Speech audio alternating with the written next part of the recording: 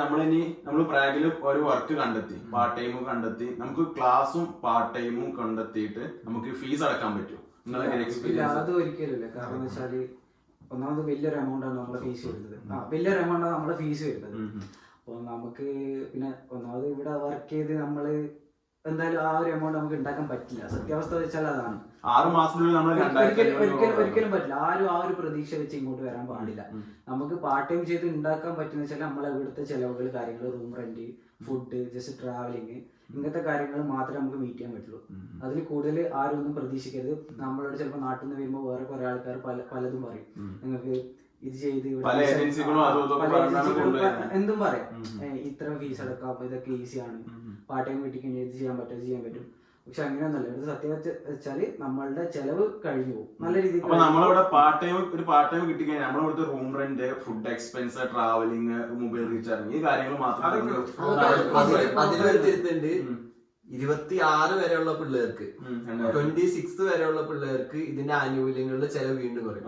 26 മേലെ ആണെങ്കിൽ പറഞ്ഞ ഏജ് വരുമ്പോ ട്രാൻസ്പോർട്ടേഷന്റെ ഒരു അലവൻസ് ഉണ്ട്. ഇപ്പൊ ഇവനൊക്കെ എടുക്കുന്നത് ഞാൻ 26 ആയി, എനിക്ക് ആ ഇത് 26 ആയാൽ പോലും കിട്ടില്ല. 26 മേലെ ആയി കഴിഞ്ഞു കഴിഞ്ഞാൽ ഒട്ടും കിട്ടില്ല. 26 ആയി കഴിഞ്ഞാൽ ബാങ്ക് കുറച്ച് കാര്യങ്ങളിൽ നമുക്ക് കുറച്ച് ആനുകൂല്യങ്ങൾ കിട്ടും.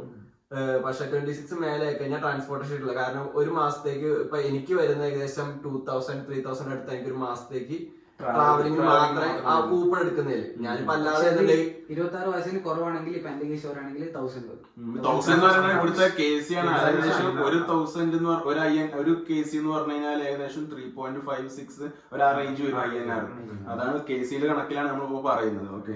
പിന്നെ ഈ പാർട്ട് ടൈം എടുക്കുന്ന ഇപ്പൊ പറഞ്ഞ പോലെ ഏജന്റ് ഇഷ്യൂസ് 26 കഴിഞ്ഞാൽ ടാക്സ് അടക്കൽ വരണം. നമ്മളെടുക്കാൻ ഡയറക്ട്ലി ടാക്സ് പിടിക്കും. അല്ലാത്ത സ്റ്റുഡൻസിനാണ് ടാക്സ് ഇല്ല. ആ ഇത് മാത്രമാണ്. അതല്ലെങ്കിൽ ഇപ്പൊ എന്റെ റൂംമേറ്റ് 27 വയസ്സായി, ഓന് നല്ല രീതിയിൽ ടാക്സ് പിടിക്കുന്നു. ഓന് അത്യാവശ്യം നല്ല എല്ലാ മാസവും 200 ഹവേഴ്സ് ഒക്കെ വർക്ക് ചെയ്യുന്നുണ്ട്. പക്ഷെ അവന് അതിന് കാര്യമില്ല, കാരണം ടാക്സ് കാര്യങ്ങളൊക്കെ കട്ട് ചെയ്തിട്ട് പോകുന്നുണ്ട്. വേറൊരു കാര്യം കൂടി ആഡ് ചെയ്യാനുള്ള വെച്ചാല്, നമ്മൾ ഈ പാർട്ട് ടൈം എടുക്കും നമ്മുടെ യൂണിവേഴ്സിറ്റിയിൽ നമ്മളിപ്പോ നമ്മുടെ സെക്കൻഡ് സെമസ്റ്ററാണ് ഉള്ളത്. അപ്പൊ വെച്ചാൽ ആഴ്ചയിൽ 5 ദിവസമൊക്കെ നമുക്ക് ക്ലാസ് വരുന്നുണ്ട്. അപ്പൊ പാർട്ട് ടൈം എടുക്കലെന്ന് വെച്ചാൽ നമുക്ക് അത് കുറച്ചും കൂടി ബുദ്ധിമുട്ടാണ്. കാരണം നമുക്ക് അത്ര ഹവേഴ്സ് വർക്ക് ചെയ്യാൻ പറ്റില്ല. അപ്പോ അതൊക്കെ ഒരു ബുദ്ധിമുട്ടാണ്. സ്കോഡയിലേക്ക് വരുവാണെങ്കിൽ നമുക്ക് പാർട്ട് ടൈം എടുക്കാനുള്ള അവേഴ്സും കൂടി നമുക്ക് ആഴ്ചയിൽ 5 ദിവസം ഓരോ സെമസ്റ്ററിനും ക്ലാസ് ആണ്. ഇപ്പൊ നിങ്ങൾക്ക് ഈ സെമ്മിൽ നിങ്ങൾക്ക് 5 ദിവസം ക്ലാസ് ഉണ്ട്. അപ്പൊ ബാക്കി 2 ദിവസം നിങ്ങൾക്ക് ഫുൾ ടൈം ആയിട്ട് വർക്ക് ചെയ്യാൻ പറ്റുള്ളൂ. പിന്നെ മറ്റു ദിവസങ്ങൾ വർക്കിന് പോകുന്നുണ്ടോ? ബാക്കിയുള്ള ദിവസങ്ങളിൽ ക്ലാസ്സിലെ ദിവസം പോക്കുണ്ടോ? അത് ഒരാളുടെ ഞാനൊരു കാര്യം പറയാം. അതായത് ഇവിടെ വേണമെങ്കിൽ ഫീസ് നമുക്ക് അടയ്ക്കാം. മൊത്തം നമ്മൾ പണിയെടുത്ത് ഫീസ് അടയ്ക്കാം. ആരടക്കാനുള്ള ഇനിയിപ്പോ ആർക്കും ഇനി വിചാരിക്കും. ഇപ്പം പറഞ്ഞ് 200 മണിക്കൂർ വെച്ച് ഇപ്പൊ നമ്മുടെ ഫ്രണ്ട്സ് എല്ലാവരും ഇപ്പൊ കണക്കൂട്ടുണ്ടാവും ഊഹിക്കാം. പക്ഷെ ഇപ്പൊ ഫുൾ പണിയെടുത്ത് ഇവിടെ ഫീസ് അടക്കാൻ നിന്ന് കഴിഞ്ഞാൽ നിങ്ങൾ പാസ്സാവില്ല. ഒരു കാര്യം അറ്റൻഡൻസ് വേണം. ഇവിടെ പാസ്സാവണമെങ്കിൽ ഒരു കാര്യം, ഇവിടെ നമുക്ക് 100-ൽ 60 മാർക്ക് വേണം പാസ്സാവാൻ. അതില് 10 മാർക്ക് നമുക്ക് അറ്റൻഡൻസിന് കിട്ടും. അത് കഴിഞ്ഞിട്ട് നമ്മളെ ഇൻഡിവിജ്വൽ പരിപാടിക്ക് നമുക്ക് ഒരു 10 കിട്ടും. പിന്നെ ഒരു 20 അല്ലെങ്കിൽ 10, രണ്ടും ഓരോ സബ്ജക്ട് അനുസരിച്ചാ. 20 മാർക്ക് നമ്മളെ ഗ്രൂപ്പ് ആയിട്ടുള്ള അസൈൻമെന്റ് പ്രോജക്ട് ഇതിന് കിട്ടാൻ 30 മാർക്ക് നമുക്ക് ഇത് കിട്ടും. ഈ 30 മാർക്ക് കിട്ടിക്കഴിഞ്ഞാൽ പിന്നെയുള്ള 30 നമ്മൾ എഴുതിയെടുക്കണം. ഈ എഴുതിയെടുക്കണ കാര്യം ഒരിക്കലും ക്ലാസ്സിൽ പോവാതെ പണിയെടുക്കുന്നവര് ഒരു ദിവസം കൊണ്ട് ഒരിക്കലും തീരും. കാരണം ഇവര് തരുന്ന കണ്ടന്റ് എന്ന് പറഞ്ഞാൽ വെറും PPT. ആ PPTയിൽ നമുക്ക് കണ്ടന്റ് ക്ലാസ്സിൽ അവർ കുറച്ച് ഡീറ്റെയിൽ ആയിട്ട് പറയുന്നെങ്കിലും ജസ്റ്റ് പോയിന്റ്സ് വന്നിട്ട് അതിന് ഇലാബറേറ്റ് ചെയ്താണ് അവർ ക്ലാസ് എടുക്കുന്നത്. അപ്പൊ ക്ലാസ് കേൾക്കാൻ നമുക്ക് ഒരിക്കലും ഇവിടെ സബ്ജക്ട് പാസ്സാകും. അപ്പം ക്ലാസ്സിന് പോകുന്ന ഒരാൾക്കുള്ള ഇവിടെ പാസ്സാകാൻ പറ്റുക. ക്ലാസ്സിന് പോവാത്ത ഒരാൾ, ഫുൾ ടൈം വർക്കിന് പോയ ഒരാൾക്ക് ഫീസ് അടക്കാൻ ചിലപ്പോൾ എന്തെങ്കിലുമൊക്കെ ആവാൻ പറ്റും. പക്ഷെ അവൻ എക്സാമിന് ഫെയിൽ ആവും. ഇതാണ് ഇപ്പൊ നടക്കുന്നത്. ഒന്നില്ലെങ്കിൽ പ്രോപ്പറായിട്ട് ക്ലാസ്സിന് പോവാം, അല്ലെങ്കിൽ പ്രോപ്പറായിട്ട് വർക്കിന് പോയി ആ രീതിയിൽ. അപ്പൊ പ്രോപ്പറായിട്ട് വർക്കിന് പോകുന്ന ഒരു പോസിബിൾ. കാരണം നമ്മൾ പഠിക്കാനാണ് ഇങ്ങോട്ട് വരുന്നത്. അപ്പൊ ഫസ്റ്റ് പ്രയോറിറ്റി എന്തായാലും നമ്മൾ സ്റ്റഡീസിന് കൊടുക്കണം. അപ്പൊ നമ്മളൊരു കേസിൽ എന്ന് പറഞ്ഞാൽ നമുക്ക് ഇവിടുത്തെ എക്സ്പെൻസ് കവർ ചെയ്യാൻ പറ്റും പാർട്ട് ടൈം ചെയ്തിട്ട്. ഫീസ് നമ്മൾ എന്തായാലും നാട്ടിൽ നിന്ന് അയച്ചിട്ട് ആ രീതിയിലുള്ള വരാൻ പറ്റും. അല്ലാണ്ട് നമുക്ക് ഇവിടെ വന്ന് പാർട്ട് ടൈം ചെയ്തിട്ട് ഒരിക്കലും ഫീസ് അടക്കാൻ പറ്റില്ല. 100-ൽ 100%. ഇവിടെ എല്ലാവരും ആ രീതിയിലാണ്, കൺഫേം ആണ്. എന്റെ എക്സ്പീരിയൻസ് അല്ല, ഇവിടുത്തെ സ്റ്റുഡൻസ് ഇപ്പോൾ ഒരു സെക്കൻഡ് സെമസ്റ്റർ ആണ്, ഒരു സെമ്മിൽ ഓൾറെഡി ഫീസ് അടച്ച് അടുത്ത സെമ്മിലേക്ക് എൻറോൾ ചെയ്ത ആൾക്കാരാണ്. ഇവരെ എക്സ്പീരിയൻസ് ആണ്, എന്റെ എക്സ്പീരിയൻസ് അല്ല. ഞാൻ സംസാരിച്ചപ്പോൾ ഇവരൊന്ന് മനസ്സിലായതാണ്. അപ്പൊ ഇനി സ്കോഡയിൽ വരാൻ നിൽക്കുന്നവർ എന്തായാലും കൺഫേം, പല ഏജൻസികളും പല രീതിയിൽ പറയും. പക്ഷെ ഇതിന്റെ സത്യാവസ്ഥ ഇതാണ്, നമ്മൾ ഫീസ് എങ്ങനെയായാലും നാട്ടിൽ നിന്ന് അടക്കേണ്ടി വരും. നാട്ടിൽ നിന്ന് അല്ലെങ്കിൽ നാട്ടിൽ ഡിപ്പെൻഡ് ചെയ്യേണ്ടി വരും. അല്ലാത്ത ഒരാളും സ്കോഡയിലേക്ക് പഠിക്കാൻ വേണ്ടി വരണ്ടെന്നാണ് ഇവരെല്ലാവരും, ഞാൻ ഒരുപാട് പേരെ സ്റ്റുഡൻസിനെ പരിചയപ്പെട്ടു, ഇവരെല്ലാവരും ഇതാണ് പറയുന്നത്. പിന്നെ ഇവിടുത്തെ എക്സാംസ് എങ്ങനെയാണ്, പാസ്സാവോ എങ്ങനെയാണ് അതിന്റെ കാര്യം? ഓൾറെഡി എക്സാം പഠിച്ചിട്ടുണ്ടെങ്കിൽ പാസ്സാകാൻ വലിയ പാടില്ല. നാട്ടിലത്തെ പോലെ നാട്ടിലത്തെ തികച്ചും ഡിഫറെന്റ് ആണ്. നമ്മൾ പഠിച്ച സാധനങ്ങള് നമ്മൾ 6 മാസത്തെ ഇവിടുത്തെ സെമസ്റ്റർ എന്ന് പറഞ്ഞാൽ 2 മാസം കൊണ്ട് അല്ലെങ്കിൽ 14 വീക്ക് കൊണ്ട് നമ്മൾ ഇവിടുത്തെ സെമസ്റ്റർ ഫിനിഷ് ചെയ്യും.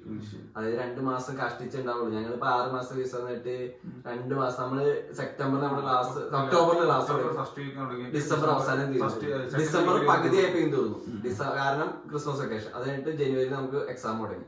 അപ്പൊ ഇത്രയും സമയം കൊണ്ട് നമുക്ക് പഠിക്കാൻ തരുന്നത് കുറെ ഉണ്ട്. അപ്പം പഠിച്ചാലേ പാസ്സാവുള്ളൂ. പക്ഷെ ഇവരൊരിക്കലും നമ്മുടെ അടുത്ത് ഡിസ്ക്രിപ്റ്റ് ചെയ്യാൻ ഒരു കൊട്ട എഴുതണമെന്നൊന്നുമില്ല. ഇവർക്ക് കറക്റ്റ് പോയിന്റ് വേണം. വേണ്ടത് പോയിന്റാ. എന്താണ് ചോദിച്ചതെന്നുണ്ടെങ്കിൽ നിങ്ങൾ ചോദിച്ചതിന് ഉത്തരം കൊടുക്കാതെ, കാരണം ഞാൻ എക്സ്പീരിയൻസ്, ഞാൻ ആ പരീക്ഷ തോറ്റോണ്ടേ പറയാം. ഞാൻ ആദ്യം ആ എക്സാമിന് ഞാൻ പറ്റുന്നത് ഞാൻ അതിനുള്ള ഉത്തരത്തിന് പകരം ചോദ്യത്തിന് മുമ്പ് എനിക്ക് ഉത്തരം ഞാൻ അതാണെന്ന് വിചാരിച്ചു ഞാൻ അതിന്റെ ചുറ്റുമുള്ള മൊത്തം എഴുതി വെച്ചിട്ട് കറക്റ്റ് കണ്ടന്റ് ചെയ്തില്ല.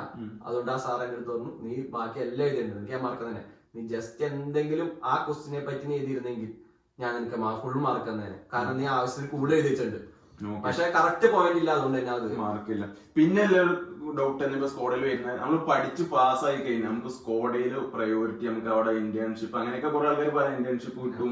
ആ രീതിയിൽ ഇവിടുത്തെ മെയിൻ റീസൺ എന്ന് വെച്ചാൽ മാസ്റ്റർ സ്റ്റുഡൻസിന് ഇവർ ഇന്റേൺഷിപ്പ് പ്രൊവൈഡ് ചെയ്യുന്നില്ല. മാസ്റ്റർ സ്റ്റുഡൻസിന് അത് പ്രോപ്പർ ആയിട്ട് പറയുന്നത് ബാച്ചിലർ സ്റ്റുഡൻസിന് മാത്രമാണ് ഇവർ എല്ലാവരും ചെയ്യേണ്ട ഒരു കാര്യമാണ്. നമ്മൾ ഈ സ്കോഡ നോക്കുകയാണെങ്കിൽ സ്കോഡ സൈറ്റ് കയറി നന്നായി നോക്കാം. അവരെല്ലാം സൈറ്റ് പല ഏജൻസി ആയാലും ആര് പറഞ്ഞെന്ന് നോക്കണം, നിങ്ങൾ സ്വയം നോക്കണം. ഒരിക്കലും മറ്റൊരാൾ പറഞ്ഞു എന്ന് പറഞ്ഞ് നോക്കാതിരിക്കുന്നത് നിങ്ങൾ ചെയ്യുന്ന ഏറ്റവും വലിയ മണ്ടത്തരം. കാരണം നിങ്ങൾ വന്നു കഴിഞ്ഞിട്ട് നീ അവരെ പഠിച്ചു കഴിഞ്ഞാൽ അവൻ പറയും അവർ ഇപ്പൊ വരുന്ന ഏത് രീതിയിലുള്ള അവരുടെ ബിസിനസ് ആയിരിക്കും. അപ്പൊ ആ ബിസിനസ് കിട്ടാൻ വേണ്ടി പലതും പറയും. അപ്പൊ നിങ്ങൾ ബിസിനസ് ആണോ, നിങ്ങൾ പറയുന്ന പർപ്പസ് എന്താണെന്ന് നോക്കുക. പഠിക്കാൻ വരുന്ന പയ്യനാണെങ്കിൽ പഠിക്കാൻ വേണ്ടി മാത്രമായിട്ട് വരിക. അതിനുള്ള രീതിയിൽ വന്നു കഴിഞ്ഞാൽ ബാക്കി ഇവിടെ നിന്ന് കിട്ടുന്ന എല്ലാം ബോണസാണ്. അതിപ്പോ ഒരു പാർട്ട് ടൈം ഏത് യൂണിവേഴ്സിറ്റി ആണെങ്കിലും അതിന്റെ ഇന്റർനാഷണൽ സ്റ്റഡി അഫയേഴ്സിന്റെ മെയിൽ അവരെ സൈറ്റിൽ ഉണ്ടാവും. നിങ്ങൾക്ക് എന്ത് ഡൗട്ട് ഉണ്ടെങ്കിൽ അവരോട് ചോദിച്ചു കഴിഞ്ഞാൽ അവർ എന്തായാലും റിപ്ലൈ തരും. എന്ത് ഇതേപോലെ ഇന്റേൺഷിപ്പിന്റെ ആയിക്കോട്ടെ, എന്ത് ആയിക്കോട്ടെ. പിന്നെ ഈ സ്കോഡയിൽ പഠിച്ചത് കൊണ്ട് സ്കോഡയിൽ വർക്ക് കിട്ടണമെന്ന് യാതൊരു നിർബന്ധമില്ല. നമ്മുടെ സ്കിൽ അനുസരിച്ചാണ്. അവർക്ക് വേണ്ട സ്കില്ലിനുള്ള കാര്യം നമുക്കുണ്ട്. പിന്നെ വേറൊരു കാര്യം, മെയിൻ കാര്യം ഭാഷ, ലാംഗ്വേജ്. ചെക്കോ ജർമ്മനോ അറിയാമെങ്കിൽ സ്കോഡയിൽ കിട്ടാൻ ചാൻസ് കൂടുതൽ. ഇംഗ്ലീഷ് കൊണ്ട് അതായത് നമ്മുടെ കോളേജിൽ നിന്ന് ഒരു സാർ തന്നെ നമ്മുടെ മൂത്തോക്കി തന്നെ പറഞ്ഞിട്ടുണ്ട്, ഈ സ്കോഡയിൽ പഠിച്ചതിനെ കൊണ്ട് അതായത് നിങ്ങൾക്ക് പ്ലേസ്മെന്റോ കാര്യങ്ങളോ ഒന്നും ഉണ്ടാവില്ല. അതായത് ലാംഗ്വേജ് അറിഞ്ഞിരിക്കണം, അല്ലാണ്ട് ചെക്ക് ലാംഗ്വേജ് അറിഞ്ഞിരിക്കണം. അല്ലാണ്ട് നിങ്ങൾക്ക് അവര് ചോദിക്കുന്നത്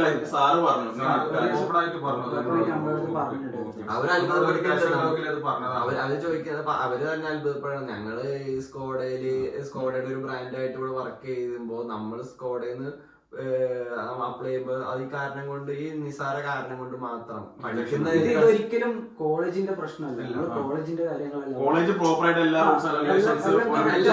ചെയ്തിട്ടുണ്ട്. നമ്മൾ വരുന്നവരായ ഞങ്ങളായ പോലും ഞങ്ങൾ ഈ പറയുന്നത്, ഞങ്ങൾക്ക് ഇപ്പൊ പറയുന്ന മൊത്തം കുറ്റാന്ന് നിങ്ങൾ കേൾക്കുമ്പോൾ തോന്നുള്ളൂ. കാരണം നമ്മൾ പറ്റി നമ്മൾ പറഞ്ഞു തരുന്നത് അതിന് നമ്മള്. പക്ഷെ ഒരു കാര്യം ഉണ്ടായിരുന്നു, ഞാനിത് അന്വേഷിച്ചിടത്തോളം ഇവിടെ പാർട്ട് ടൈം കിട്ടില്ല, ഇതെല്ലാം അറിഞ്ഞതുകൊണ്ട് ഞാൻ വീട്ടിൽ നിന്ന് ചെയ്യാമെന്ന് വിചാരിച്ച മനസ്സുകൊണ്ട് വന്നേ. എനിക്ക് വലിയ കുഴപ്പമൊന്നുമില്ല, ഞാൻ എല്ലാം അറിഞ്ഞിട്ടാ വന്നേ. പക്ഷെ ഇവിടെ വന്നു കഴിഞ്ഞപ്പോ എനിക്കൊരു പാർട്ട് ടൈം കിട്ടിയത് എനിക്ക് ബോണസായി. പക്ഷെ എല്ലാവരും അവസ്ഥ അല്ല. അതുകൊണ്ട് പല ആൾക്കാരും പല രീതിയിലാണ് അതാണ് ഞാൻ പറയുന്നത്. ഇവിടെ